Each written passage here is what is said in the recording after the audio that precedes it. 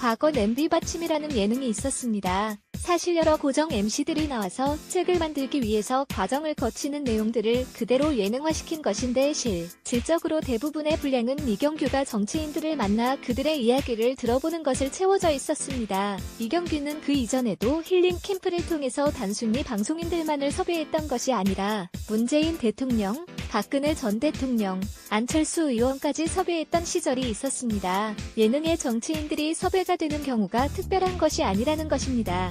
김성태와 같은 정치인들 입장에서도 썰전과 같은 시사 예능에 나오는 것을 선호할 것입니다. 정책에 대해서 이야기하기도 하고 자신의 가치관이나 정체성을 이야기하는 데에는 시사 예능이나 뉴스에 출연하는 것이 좋으니 말입니다. 그러나 언제나처럼 문제는 시청자들이 그러한 예능에 별로 신경을 쓰지 않는다는 점입니다. 썰전이 조금은 예외가 되겠지만 대부분의 시사 예능은 실질적으로 시청률이 별로 좋지 않습니다. 그러한 측면에서 인지도를 확보하기 위해서 무슨 예능이든지 불러주기만 한다면 방송에 출연하는 것이 정치인들이 원하는 것입니다.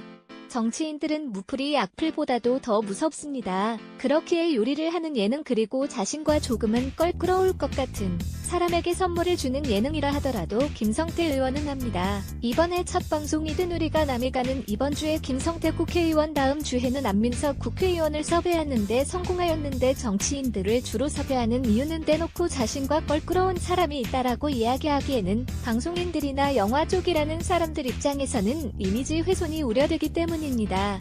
우리가 남이가에 출연한 김성태 의원은 박명수의 거친 질문이나 황교익의 송곳 질문에도 부담스러워하지 않습니다. 오히려 그러한 질문을 해주기를 바라고 있을 것입니다. 이는 냄비 받침에 출연했던 홍준표 대표가 이경규의 질문에 대해서 싫어하는 표정 하나 없이 대답한 것과 비슷한 것이라 알 수 있는데 기회가 주어진다면 굴욕을 당하더라도 방송에서 굴욕을 당해서 시청자들에게 인상을 남길 수만 있다면이라는 생각을 김성태 의원도 했을 것이기 때문입니다. 새누리당 탈당, 바른정당 창당, 바른정당 탈당, 자유한국당 복당에 이르는 그의 정치 인생을 가지고 대놓고 철새 정치인이라고 말을 하더라도 대중 앞에 있기에 김성태 의원은 웃을 수 있었습니다. 하소연을 하기도 하고 김어준 총수의 아쉬움을 표하기도 하지만 그러나 적어도 자신의 얼굴이 예능을 통해서 보인다는 것 그것 하나만으로 모든 수모를 감내하고 꼭 수모할 것은 없기는 하지만 웃는 낯으로 얼굴을 시청자들에게 보입니다.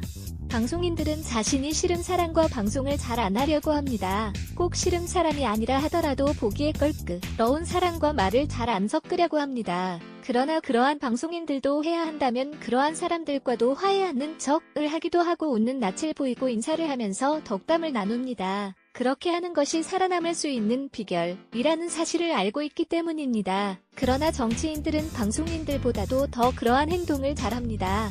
얼굴을 붉히고 싸운다 하더라도 필요하다면 같이 웃는 낯으로 이야기를 나누고 좋은 사진을 찍히기 위해서 환하게 자신의 일을 드러냅니다. 그러한 측면에서 김성태 의원이 박원순 서울시장에게 요리를 해서 보내는 것은 어찌 보면 당연한 행동을 한 것뿐이다라고 봐도 무방할 것입니다. 시청자들의 관심이 늘어나기 시작하면 이 방송에 홍준표 대표나 안철수 의원도 출연할 것입니다. 그만큼 방송이 주는 매력이 정치인들에게는 클 수밖에 없습니다.